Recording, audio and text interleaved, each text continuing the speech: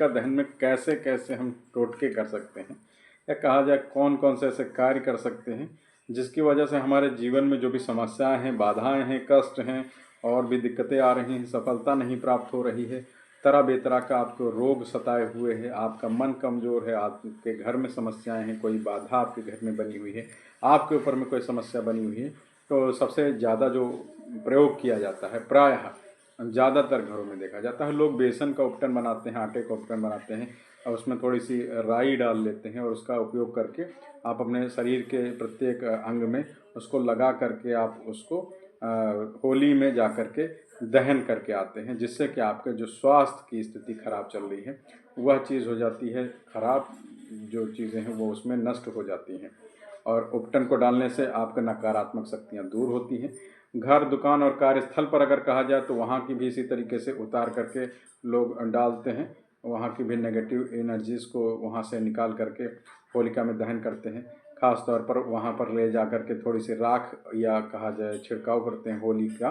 और होली के दहन के उपरांत की बात करते हैं। और थोड़ा सा राख लोग प्रायः देखा जाता है कि किसी चीज़ में ठंडा करके उसको एक पेपर में लपेट करके लाल कलर के और लाल रंग के ही कपड़े से बांध करके वो अपने गले वगैरह में भी रखते हैं, जिससे उनके धन और व्यापार में वृद्धि भी होती है। और कहा जाए तो किसी रोगी की बात की जाए तो उसके बिस्तर पे भी छिड़काव किया जाता है, जिससे उसकी नकारात्मकता दूर हो। कुछ विशेष प्रयोजन के लिए कहा जाए, अगर किसी व्यक्ति को ऊपरी बाधाएं व्यवस्थाएं होती हैं तो वह अपने ऊपर से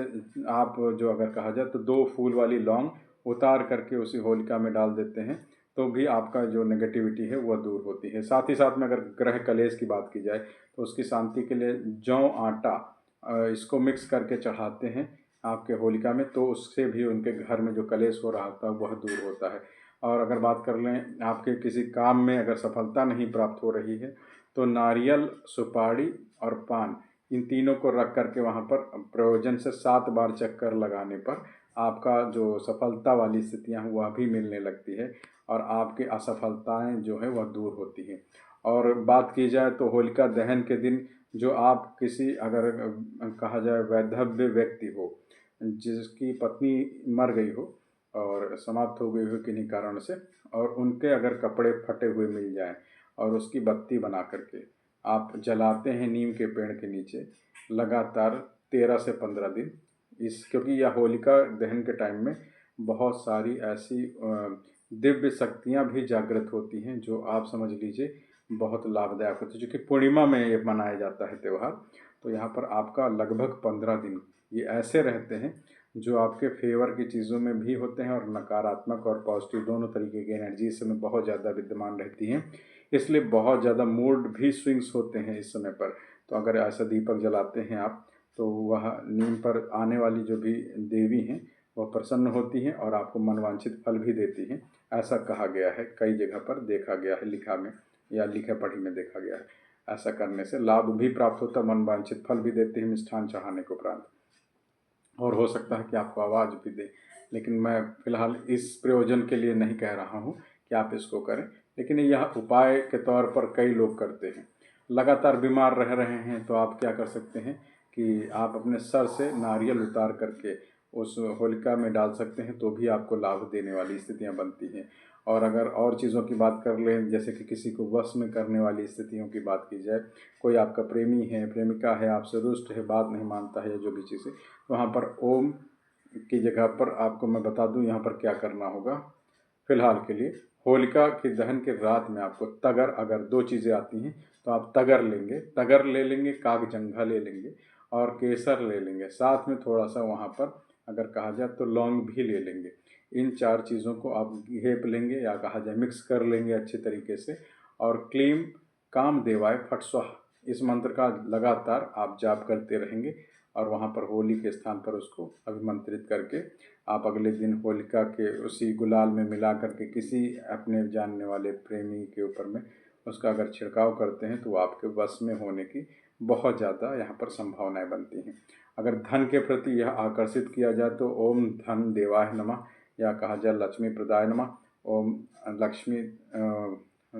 लक्ष्मी देवताभ्याम नमः या लक्ष्मी नमस्तुभ्याय नमः, ऐसा कह करके आप लक्ष्मी को आकर्षित कर सकते हैं। और उसके लिए भी आपको लक्ष्मी को आपको मिष्ठान चढ़ाना होगा होलिका के दिन में। और मिष्ठान के साथ साथ में आपको थोड़े से चावल अक्षत के रूप में, हल्दी और 2 इलायची कम से कम रखनी होंगी। यहाँ पर 5 की भी संख्या कर सकते हैं। इसको आपको वहीं होलिका में रख करके वहाँ प्रणाम करना होगा और वहाँ थोड़ी देर उसको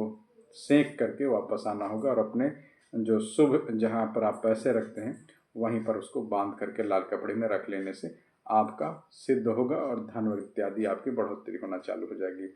21 गोमती के चक्र लेकर के होलिका दहन के रात शिवलिंग पर चढ़ाने से व्यापार में लाभ भी होता है। अगर कहा जाए होलिका की 12 बजे की रात में पीपल के वृक्ष के नीचे घी का दीपक भी जलाते हैं और उसके साथ परिक्रमाएं कर लेते हैं आप, तो आपके ऊपर में जितनी भी समस्याएं हैं वह सब समस्याएं दूर हो जाती हैं। उधार की रकम वापस नहीं कर पा रहे हैं तो होलिका के दहन के दिन आप अनार की लकड़ी से उसका नाम लिख करके होलिका माता से अपने धन वापसी की बात करें या निवेदन करें और उस पर गुलाल हरे रंग का छिड़क दें। तो इस वजह से इससे क्या होगा कि आपका धन जो नहीं वापस कर रहा है वो वापस करेगा। ऐसा आप अगर विनम्रतापूर्वक अपने पूरे अगर कहा जाए सहज भाव से माता से आप प्रार्थना करेंगे होलिका माता से, तो वो आपके लिए मदद जरूर करती हैं। और गोमती चक्र कौड़ियाँ बतासे जलते हुए होली में स्वयं पर से उतार करके डालने से आपकी जितनी भी जीवन भर की बाधाएं हैं वह सब वहाँ पर नष्ट हो जाती हैं। जो भी समस्याएं हैं वह सब दूर हो जाता है। तो इस तरीके से होता है। नारियल को दहन करने से अग्नि में आपको जो नौकरी में असफलताएं प्राप्त हो रही